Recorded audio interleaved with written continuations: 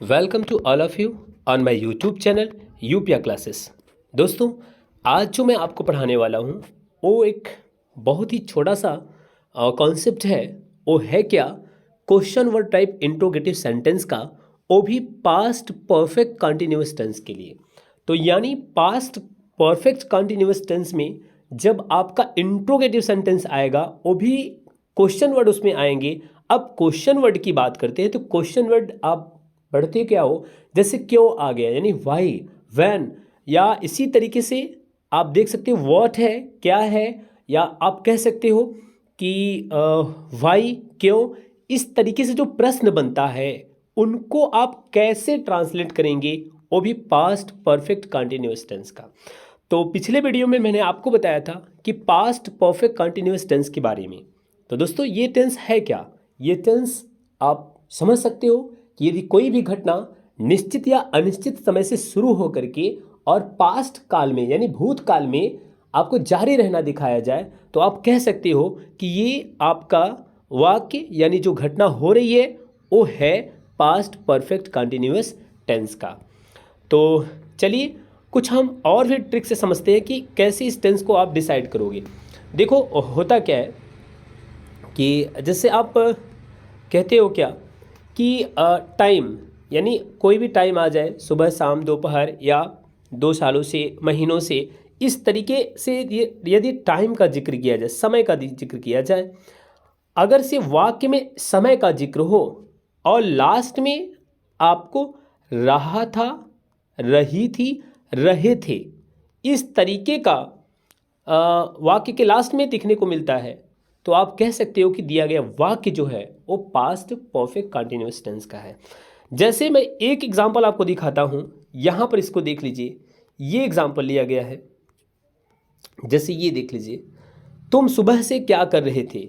यानी आज जो मैं बात करने वाला हूँ वो question word type interrogative sentence की, इसलिए मैं यहाँ पर देखिए क्वेश्चन बनाया गया है क्या से। तो लेकिन आप समझ लीजिए कि इसमें सुबह आपका टाइम हो गया, रहे थे लास्ट में लगा है। तो जब सुबह आपका टाइम ये बीच में आ जाए और लास्ट में रहे थे आ जाए तो वाक्य आपका पास्ट परफेक्ट कंटिन्यूअस टेंस का है। यदि दोस्तों बीच में क्वेश्चन वर्ड आ जाए, यानी व्हाट आ गया, यानी क्या आ गया, वाई आ गया, या इस तरीके से करके हु आ गया, तो आप कह सकते हो कि वो question word type interrogative sentence है। वो भी रहा था, रही थी की वजह से पास्ट परफेक्ट कंटिन्यूअस टेंस में माना जाएगा, है ना। तो चलिए ये हम लोग समझते हैं कि कैसे ट्रांसलेट किया जाएगा यदि ऐसे वाक्य पास्ट परफेक्ट कंटिन्यूअस टेंस के आ जाए जो क्वेश्चन वर्ड टाइप के हों, तो उनको आप कैसे ट्रांसलेट करोगे उसको मैं बताता हूँ। देखिए, एक नज़र डालते हैं रूल्स पर। देखिए रूल्स क्या है, बहुत सीधा सा रूल्स है दोस्तों। जो भी वाक्य आपको पूछा जाएगा सबसे पहले आप ये चेक करिएगा कि उसमें क्वेश्चन वर्ड कहाँ है। यानी क्वेश्चन वर्ड, एक ऐसा वर्ड जिससे प्रश्न बन रहा है, वो कहाँ है। जहाँ कहीं भी हिंदी वाक्य में आपको देखने को मिल जाए, आप सीधे सीधे फर्स्ट नंबर पर पहले आप उसकी इंग्लिश लिखिएगा। यानी हम सबसे पहले क्या यूज करेंगे? क्वेश्चन वर्ड यूज करेंगे। इसके बाद देखिए क्या होगा, इसके बाद आप हेल्पिंग वर्ब के रूप में हैड यूज करेंगे, यानी HAD होगा, हैड होगा। और हैड के तुरंत बाद आप सब्जेक्ट के रूप में जो वाक्य का कर्ता होगा उसको यूज कर लोगे। और ये देखिए बीन, यानी पूरा आपका ये हैड बीन होता है, तो हैड बीन आप इस तरीके से लगाइएगा, पहले हैड लगा लीजिए फिर वेल लगा लीजिए, है ना। और उसके बाद देखिए वर्ब की ING फॉर्म।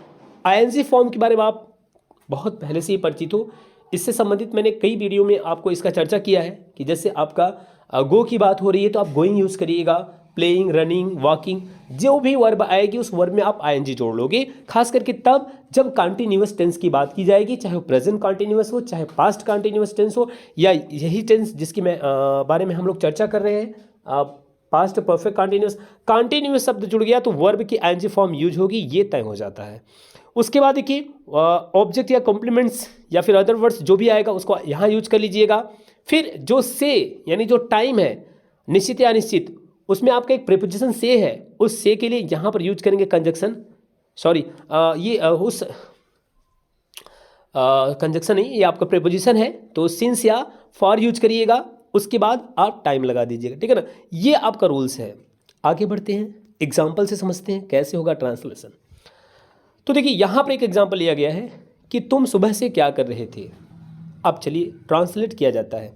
अब इसमें आप देख सकते हो जो प्रश्न बन रहा है ये क्या से बन रहा है, तो ये क्या आ गया।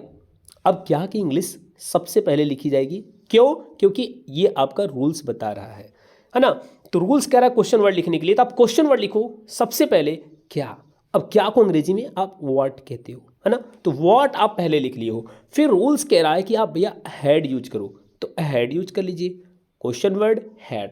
अब फिर देखिए तीसरे नंबर पर आपका क्या है, सब्जेक्ट। खोजिए इसमें सब्जेक्ट क्या है, तुम, यही तो काम करने वाला है।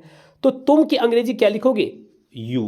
तो व्हाट हैड यू, अब देखिए क्या यूज करना है, बीन और उसके बाद ING form of verb. Verb क्या है, कर रहे थे, यानी डू।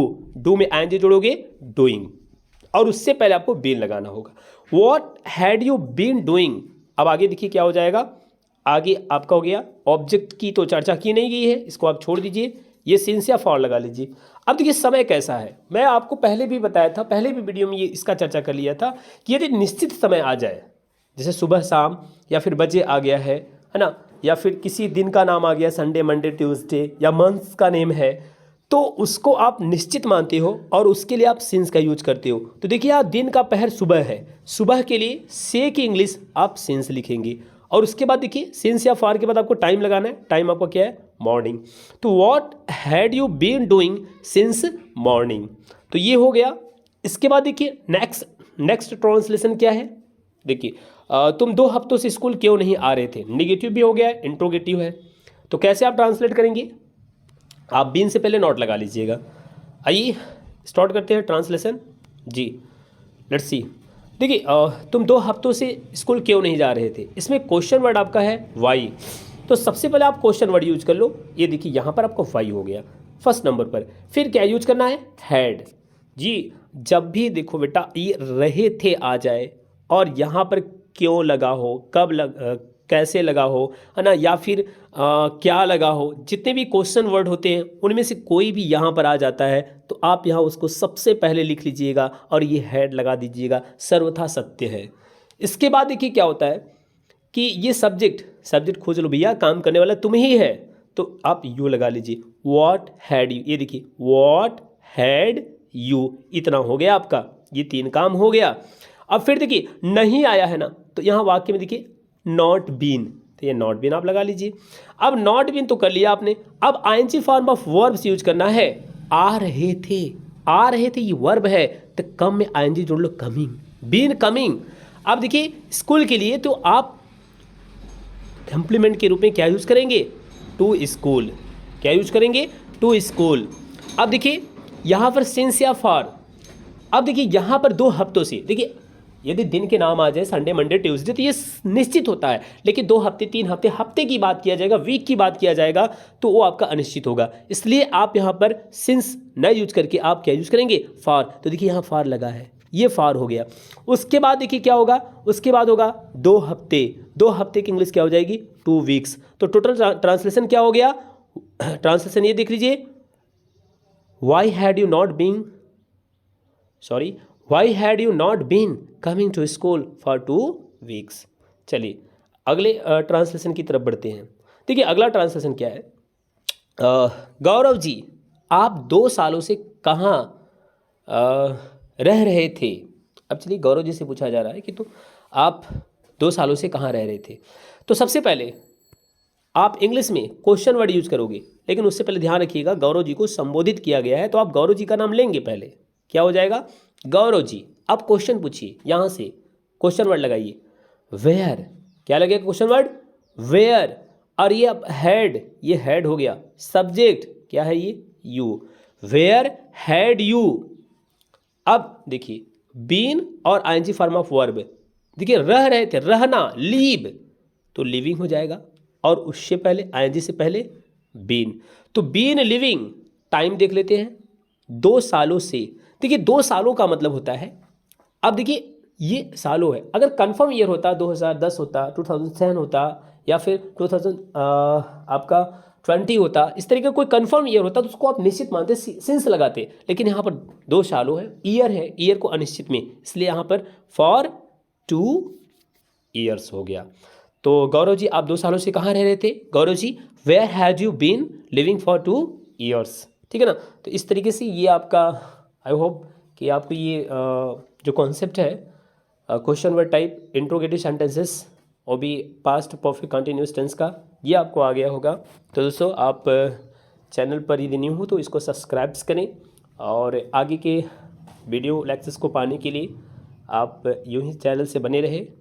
और आज के लिए इतना ही, कल हम फिर आपसे मिलते हैं। Thank you for watching me.